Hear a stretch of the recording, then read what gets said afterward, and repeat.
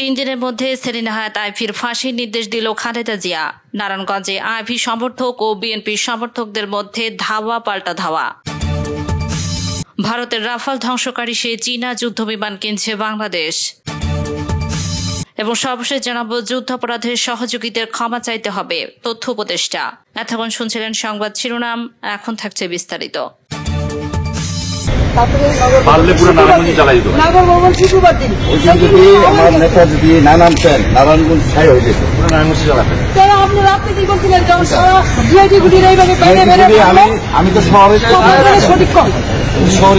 আসুন একসাথে নৌকার পালে উঠি, নৌকার জয়গান গাই এবং নৌকাকে জিতে আনি। আমাকেও যেন আল্লাহ এই জয় বাংলা বলেই যেন আমার মৃত্যুবরণ হয়। আজকের আলোচিত প্রতিবেদন, সাবেক মেয়র সেলিনা হায়াৎ আইভীকে ঘিরে দুদকের অনুসন্ধান ও চাঞ্চল্যকর অভিযোগ। এক সময় যিনি জনসেবার প্রতীক ছিলেন, আজ তিনি দেশে দুর্নীতি তদন্ত সংস্থার নজরে। কি এমন ঘটল, আসুন জানি বিস্তারিত। সেলিনা হায়াৎ আইভী নারায়ণগঞ্জের রাজনৈতিক ইতিহাসে এক উজ্জ্বল নাম। নারায়ণগঞ্জ পৌরসভার প্রথম নারী মেয়র থেকে শুরু করে সিটি কর্পোরেশনের প্রথম নির্বাচিত মেয়র। চিকিৎসা পেশা থেকে উঠে এসে তিনি রাজনীতিতে প্রবেশ করেন এবং আওয়ামী লীগের মনোনয়নে দীর্ঘ সময় দায়িত্ব পালন করেন। কিন্তু সময়ের সঙ্গে পাল্টেছে চিত্র। জনপ্রিয়তার শীর্ষ থেকে এখন তিনি বিতর্কের কেন্দ্রবিন্দুতে। অভিযোগের তালিকায় রয়েছে চাঁদাবাজি, অবৈধ সম্পদ অর্জন, জমি দখল, এমনকি পরিবারকেও ব্যবহার করার অভিযোগ। 2024 সালের সেপ্টেম্বরে দুর্নীতি দমন কমিশনে ডাক্তার সেলিনা হায়াৎ আইভী ও তার পরিবারের বিরুদ্ধে অনুসন্ধান শুরু করে। অনুসন্ধান রিপোর্টে উঠে এসেছে ভয়ঙ্কর চিত্র। ব্যক্তিগত সহকারী আবুল হোসেনের বিরুদ্ধে সিটি কর্পোরেশনের বিভিন্ন কাজের অনুমতি প্রদানে ঘুষ ও চাঁদা আদায়ের অভিযোগ।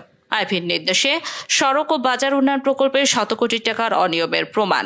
আইভীর ভাইদের বিরুদ্ধে শহরের বিভিন্ন জায়গায় সরকারি জমি দখল করে মার্কেট ও ভবন নির্মাণের অভিযোগ।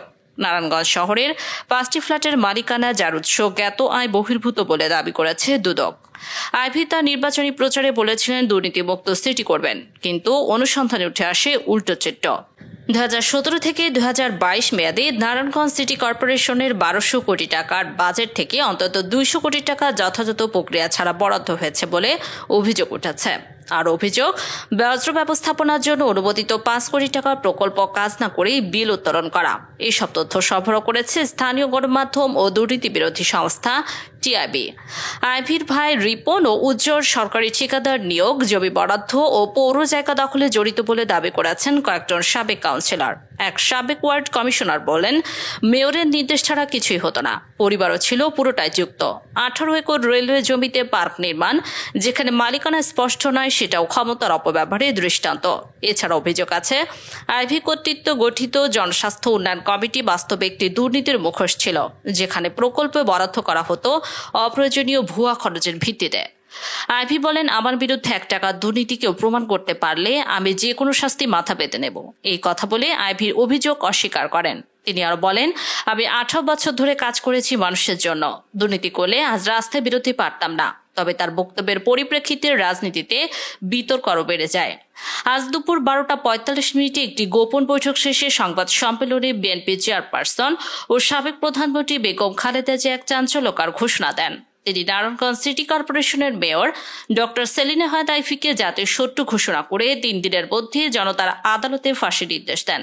সংবাদ সম্মেলনে খালেদা জিয়া বলেন, আইভী শুধু একজন ব্যর্থ প্রশাসকই নন, তিনি সরাসরি রাষ্ট্রদ্রোহী কর্মকাণ্ডে লিপ্ত। তার বিরুদ্ধে প্রমাণিত দুর্নীতি বিরোধী দলের নেতাকর্মীদের উপর সন্ত্রাস এবং জনগণের টাকা আত্মসাতের অভিযোগ রয়েছে। জনগণের আদালতে তার বিচার হবেই হবে, আর সেই বিচার, তার শাস্তি একটাই, জনসম্মুখে ফাঁসি। বিএনপির পক্ষ থেকে উত্থাপিত অভিযোগপত্রে বলা হয়েছে, গত 5 বছরে মেয়র আইভী নগর উন্নয়নের নামে প্রায় 700 কোটি টাকার বিভিন্ন প্রকল্পে ব্যাপক অনিয়ম করেছেন। এই অর্থের বড় অংশ ঘুষ বাণিজ্য চলে গেছে বলে দাবি করা হয়। এছাড়া তার মেয়াদকালে বিএনপি ও জামাতপন্থী কর্মীদের উপর সিটি কর্পোরেশনের গোয়েন্দা বাহিনী দিয়ে হামলা চালানোর অভিযোগ তোলা হয়। তার শাস্তির মাধ্যমে দেশে দৃষ্টান্ত স্থাপন করতে হবে। নারায়ণগঞ্জে খালেদা জিয়ার এই ঘোষণার পর মিশ্র প্রতিক্রিয়া দেখা গেছে। শহরে চাষারা, টানবাজার, দেওবক ও সোনারগাঁ এলাকাতে মানুষ রাস্তায় নেমে আসে প্রতিবাদ জানাতে। তারা আইভীর পক্ষে স্লোগান দেয়। অন্যদিকে বিএনপি সমর্থকরা ফতুল্লা ও সিদ্ধরগঞ্জে খালেদা জিয়ার ঘোষণার সমর্থনে মিছিল বের করেন। তারা প্লেকার্ড হাতে দিয়ে ফাঁসি চায়, ফাঁসি চায় স্লোগান দেয়। এতে পুলিশের সঙ্গে কয়েক জায়গায় ধাওয়া পাল্টা দেওয়ার ঘটনা ঘটে। এই অভিযোগগুলো কি সত্যি প্রমাণিত হবে নাকি এটি একটি রাজনৈতিক উদ্দেশ্য প্রণীত ষড়যন্ত্র সেটা সময় বলবে। তবে স্থানীয় জনগণের মধ্যে হতাশা তৈরি হয়েছে।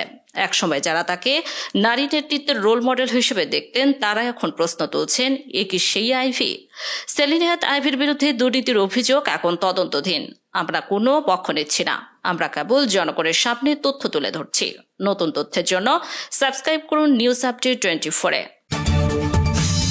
ভারতের রাফাল ধ্বংসকারী সে চীনা যুদ্ধবিমান কেছে বাংলাদেশ। মনে করুন, ঢাকার আকাশে ছুটে চলেছে এক যুদ্ধবিমান, যার গর্জনে কেঁপে উঠেছে পুরো অঞ্চল। লাল সবুজের পতাকা বুকে নিয়ে যখন এই আধুনিক ফাইটার জেট ঘন্টায় 2000 কিলোমিটার গতিতে আকাশ চিরে গিয়ে যায়, মনে হয় এ যেন কোনো এক সিনেমার দৃশ্য। কিন্তু এই রোমাঞ্চকর দৃশ্য এবার সত্য হতে যাচ্ছে বাংলাদেশে। নাম ভিক্টোরিয়া ড্রাগন।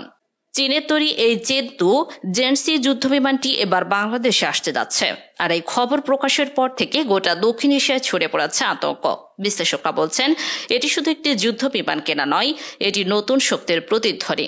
একসময় বাংলাদেশের আকাশে ভরসার প্রতীক ছিল পুরনো চীনা F-7 বা রাশিয়ার MiG-21, কিন্তু সময় বদলেছে সরকার, ক্ষমতা এখন প্রফেসর ডক্টর মোহাম্মদ ইউনূস। আর তাই বাংলাদেশে বদলেছে দৃষ্টিভঙ্গি। এবার আধুনিক যুদ্ধনীতির এক কৌশলগত গেম প্ল্যানের নাম লিখেছে বাংলাদেশ। আর এই খেলায় সবচেয়ে বড় চমক, চীনের তৈরি চতুর্থ প্রজন্মের multi role fighter jet JF-70 thunder block 3, যাকে বলা হয় জেডেন্সি। এক কথায় এই যুদ্ধবিমান কম দামে সর্বোচ্চ ক্ষমতার প্রতীক। যুক্তরাষ্ট্রের F-60 সঙ্গে তুলনা করলে এই বিমান কোন অংশে কম নয়, অথচ এর খরচ অনেক কম। সম্প্রতি পাকিস্তান এই বিমান দিয়ে ভারতের রাফাল মোকাবেলা করে। এখন এই ক্ষমতা বাংলাদেশেরও হতে যাচ্ছে। ডিফেন্স সিকিউরিটি এশিয়া জানিয়েছে, বাংলাদেশ সরকার প্রাথমিকভাবে 16টি যুদ্ধবিমান কিনতে আগ্রহ প্রকাশ করেছে। আর এর মাধ্যমে চিরসেনা সেই পুরনো F-7 জেট থেকে বেরিয়ে আসবে বাংলাদেশ, উঠবে নতুন উচ্চতায়। Air vice marshal Hasan Mahmud Khan ইতোমধ্যে জানিয়েছেন, বাংলাদেশ এখন আধুনিক যুদ্ধবিমান ও হেলিকপ্টার কেনার ব্যাপারে সরাসরি সিদ্ধান্ত নিয়েছে। সেই তালিকায় শীর্ষে রয়েছে এই ড্রাগন জেট।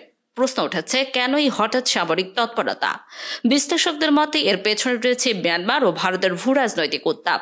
মিয়ানমারের জনতা সরকারের বর্বরতা ও রোহিঙ্গা সংকটের দীর্ঘসূত্র বাংলাদেশের যুদ্ধনীতি বদলাতে বাধ্য করছে।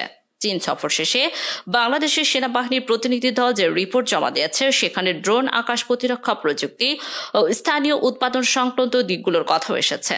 অর্থাৎ শুধু কেনাকাটা নয়, দেশের সামরিক সরঞ্জাম তৈরি করতে যাচ্ছে বাংলাদেশ। এই সব মিলিয়ে বোঝা যাচ্ছে, বাংলাদেশ এখন কেবল প্রতিরক্ষার প্রস্তুত হচ্ছে না, বরং নিজেকে একটি অঞ্চলের মিনি মিলিটারি পাওয়ার হিসেবে প্রতিষ্ঠা করতে যাচ্ছে। এছাড়া ভারতের রাফাল কেনা, মিয়ানমারের সীমান্ত উত্তেজনা, সব মিলিয়ে বাংলাদেশ কোনো ঝুঁকি নিতে রাজি নয়। এবার সরাসরি বার্তা দিচ্ছে, বাংলাদেশ এখন প্রস্তুত, শুধু প্রতিরক্ষায় নয়, প্রয়োজনে আক্রমণও। জেডেন্সি যুদ্ধবিমান শুধু একটি যুদ্ধবিমান নয়, এটি দক্ষিণ এশিয়ার আকাশে বাংলাদেশের উপস্থিতি ঘোষণার প্রতীক। আকাশ কার? এই প্রশ্নে এবার বাংলাদেশও নিজের নাম লেখাচ্ছে। তথ্য ও সম্প্রচার উপদেষ্টা মাহফুজ আলম বলেছেন, ৭১-এর প্রশ্ন মীমাংসা করতেই হবে, যুদ্ধাপরাধের সহযোগিতার ক্ষমা চাইতে হবে। বাংলাদেশে রাজনীতি করতে হলে পাকিস্তান পন্থা বাদ দিতে হবে। শনিবার 10 মে দিবাগত রাত 1টার দিকে মাহফুজ আলম তার ভেরিফাইড ফেসবুক পোস্ট দেন। 2টি কথা শিরোনামে তিনি পোস্ট করেছেন। মাহফুজ আলম লিখেছেন, ১, ৭১-এর প্রশ্ন মীমাংসা করতে হবে, যুদ্ধাপরাধের সহযোগিতার ক্ষমা চাইতে হবে। বাংলাদেশের রাজনীতি করতে হলে পাকিস্তান পন্থা বাদ দিতে হবে। পাকিস্তান এদেশের গণহত্যা চালিয়েছে, ক্ষমা চাইলেও, তদুপরি আবারও ক্ষমা চাইতে রাজি হলেও যুদ্ধাপরাধের সহযোগীরা এখনো ক্ষমা চায়নি। তাদের ইনিয়ে বিনিয়ে গণহত্যার পক্ষে বয়ান উৎপাদন বন্ধ করতে হবে। জুলাই শক্তির মধ্যে ঢুকে সাবস্ট্যাচ করা বন্ধ করতে হবে, সাব দিলে আসতে হবে। 2, মুজিবাদী বামদের ক্ষমা নেই।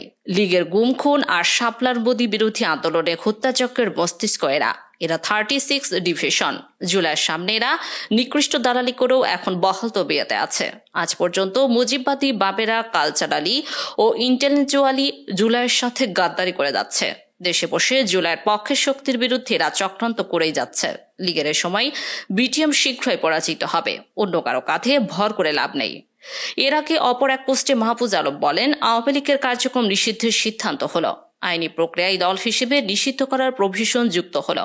আগামী 30 কর্মদিবসের মধ্যে জুলাই ঘোষণাপত্র জারি করা হবে। উল্লেখ্য, আন্তর্জাতিক অপরাধ ট্রাইব্যুনালে বিচার কাজ শেষ না হওয়া পর্যন্ত আওয়ামী লীগের যাবতীয় কাজকর্ম নিষিদ্ধ করার সিদ্ধান্ত হয়েছে।